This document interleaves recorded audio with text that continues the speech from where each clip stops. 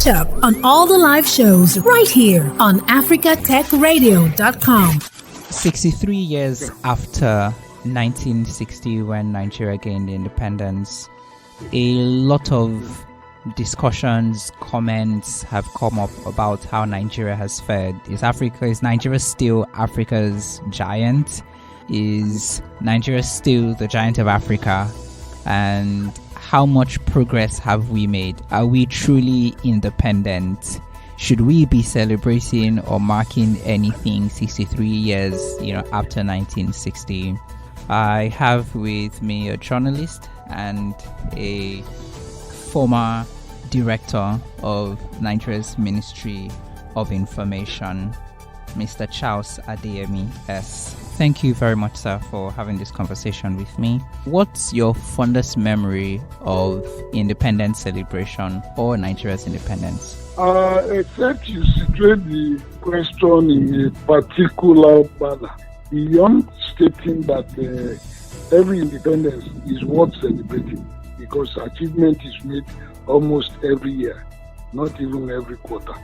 So the celebration is worth marking. The memories I have about Nigeria, if you want me to recall, will still span so many years, because I am at least about 4 to 5 years older than Nigeria. I haven't been born in 1956, and Nigeria 1960. It's been good. At least it's been good while we grew up. If you want to recall the time we went to school, the whole system at that time, the transportation system, how good and convenient it was, the feeding that we had at that time, the school we went to, the standard of education, at that time it was more like, although it was a mission school, but it was almost like a public school. And then after leaving that one and going to the secondary school, which was also a mission school, the fees was not even anything to write about, although I cannot remember what amount it was immediately. Thereafter, the university education was good too. I could only recall that what we paid in university at that time was about 9 naira 10 kobo. 9 naira 10 kobo. We had hostel accommodation. We had 3 meals. We had 3 meals and all these things. But we thought it was going to be getting better after that, until the students went on riot. I'm using my own Lagos experience to relay all these things to you. So after the riot in 1977, the idea of providing food for students stopped and all these things. Okay, we got beyond that. School was still okay, although the military setting, and like here normally, they say the worst civilian government is better than the best military. That one is still subject to argument. But from that time, and from what I have noticed, the leadership of this country has been going down. I wouldn't call it leadership, I would even call it rulership. They've been ruling this country without any actual focus. Attention has been more on money from that point. We have not focused on what we have to develop this nation, although we have been making progress in some other areas. So if I put it into 3 different sectors, that is the political, economic, and social, you see that we have various achievements under each section. I hope you are understanding me. Mm-hmm. In the political sector, we have moved. Nigeria has been a democracy for so many years. What is lacking in so many other African countries? We have been making progress, although the people are in a hurry to see something far better than what we have at the moment. But it's simply, like Achebe said, a problem of leadership. How do we direct these people? How do we get them focused? And we missed that one a long time before now. That was from the time Awolowo, Azikiwe, and co were shouting about getting the people educated. So an uneducated person will not know his right from his left. So after missing it from that point, it became a problem. People started capitalizing on the weakness of the people, started using religion, tribalism, and all this. So it was like solidifying what the white men left behind. The white men came with religion. When religion came, We took the Bible from them. They started taking our common sense, taking our land and all this. So we are now looking for leaders that will move this country forward. It might take some time, but it is happening gradually. So I wouldn't say there's no development in this country. Before year 2000, there was nothing like this GSA.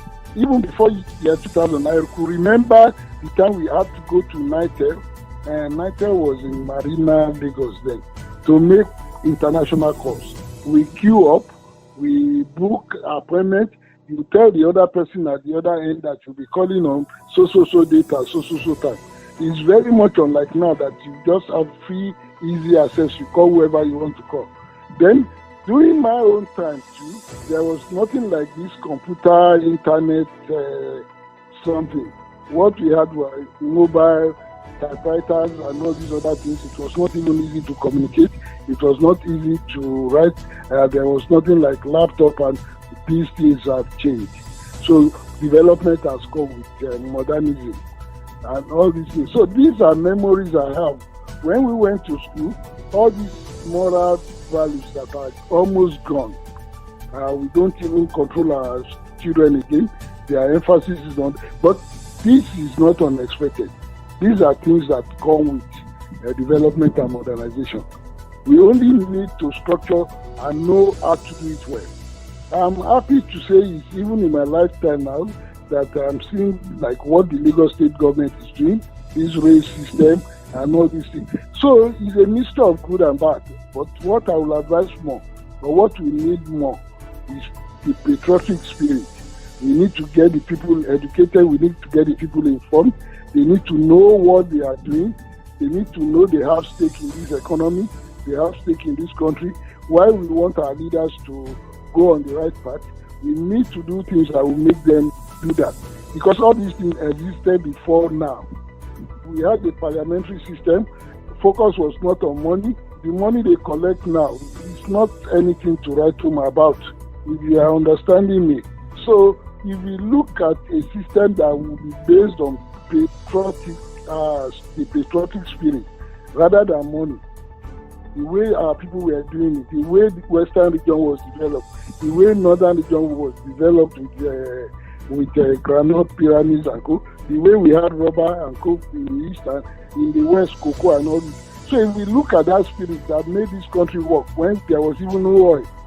We've had oil since 1956 when I was born thereabout, but we had not really depended on it until all these, I don't even know what to call them, all these things came in.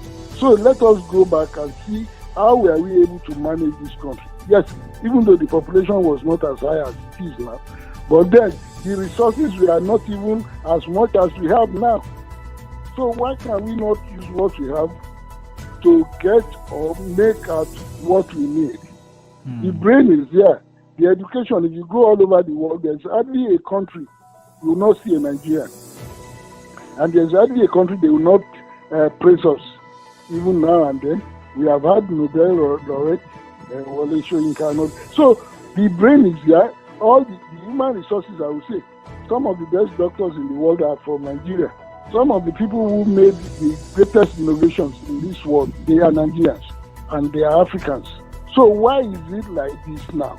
So as we move forward, 63 years is long. It's long. I know I've spent over 63 years in this world, but it's not enough to assess a nation absolutely. But what the nation is trying to do is what is important. What are we going to do as we move forward? It's not when we start going back, retarding, making some policies that are not implementable and co. We just do all the theories in school. We do all the theories in university. They talk about the SMART hypothesis. They talk about SWOT analysis. But we don't put them into practice. We just do whatever we like because we have lost all to money. We have lost all our values to money. We do not even encourage our children. I know what used to happen when I was younger. You don't do all these things they are doing now. So, and that one is being encouraged by our leaders because they put their money into the nation's team. They encourage their children. They give them what they don't even deserve at this present moment. So, it is a matter of focusing and deciding on how you want to move your nation forward. It's not as if we have not made progress. We have. At least we are running with modern times. We have so many things that some our fathers never saw. Right from the time of slave trade, we have been making progress. Yeah, what would you say to you personally when the moments when you were proud to be Nigerian, like those moments that happened and you're like, yes, I am proud to be a Nigerian? Well, at the time I was growing up, I was developing. Things were in order. When I had my children, let me even put it at that, I was able to sustain and feed them. I was able to get a residential accommodation. And when I was even in the service, that is, I worked for the federal government. When I was in the service, I was given official quarters. I can remember to where I lived with a minimal deduction and all these other things. So whatever, I used to travel all around, take journalists. Journalists used to come to Nigeria because they know the potential value of Nigeria. So I took so many of them around Nigeria.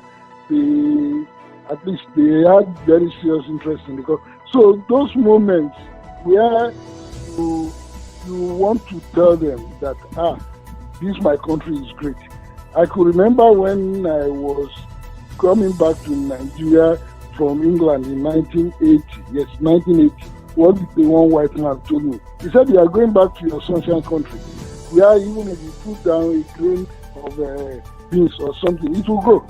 So it shows the kind of value, the kind of respect they have for Nigeria.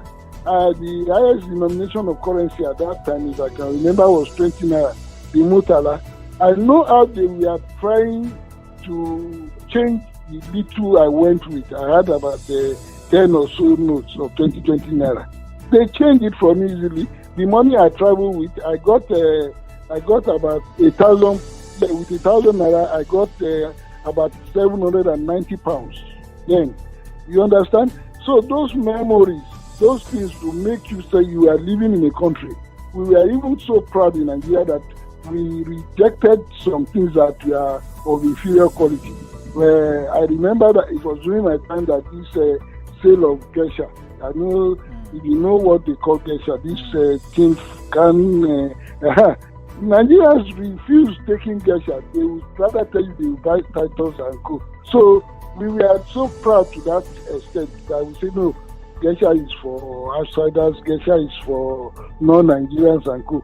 It was sold for I think 20 kobo or 27. So all these memories, you go to Kingside, that is Kingsway, near Kingsway in Lagos, you could buy shoes, sweating. Your parents were not even, they used to bring milk, this milk in bottle to my father's doorstep. At that time, he was working in Kingsway Chemist. I'm talking about 1960 something, 1960, 65, 66, and that was shortly after independence. And even after then, when you went to the cafeteria in Unilag, after food you had a lot of excess tea to drink to your comfort. Nobody was going to stop you from taking this. They don't have this. They don't have all this any longer. They don't even have cafeterias anymore. So all these are memories. All these are things that will make you proud. You go academically, they will say, he's a Nigerian. You go for quiz, you go for all these competitions with other foreign students and all. So we had so many foreign students. Even in my secondary school days, in the 70s, we had so many foreign students in my school. They came from India, they came from... So Nigeria was a proud behold at that time. But now everything is almost falling apart. But if we could still get ourselves together, we go back to those moments. We get back. We just need to inculcate all these moral values in Nigeria and tell them that money is not everything. I would like to know what it was like when you were still working in the civil service, because in terms of the attitude to work, and I know we also have some challenges in our followership too. So what was it like working in the civil service? Let me tell you something that will give you a background to this. You see, after I left the university, I went for national service. these various establishments, companies and co used to come to the orientation camp then to seek for graduates who are ready to take up jobs with them. The unemployment rate was low. There was no problem about employment. So when you look at that, the spirit I had, I'm talking about myself as a person, was to contribute to the development of this country. So what I told them was that I was going to take up my employment in the civil service, that I would want to go to the Foreign Affairs Ministry, not even to any other ministry. So all these oil companies and co came then, but nobody saw the future. Nobody even believed that money was going to be an end thing. So maybe I wouldn't know, maybe these other people saw they were Nostradamus before me or something. But some went to join the oil companies, Shell, Mobil and co, they were there when they did interview. But some of us entered the civil service. It was the spirit that we used in entering the service that we used, that we applied into the works we did. We were proud.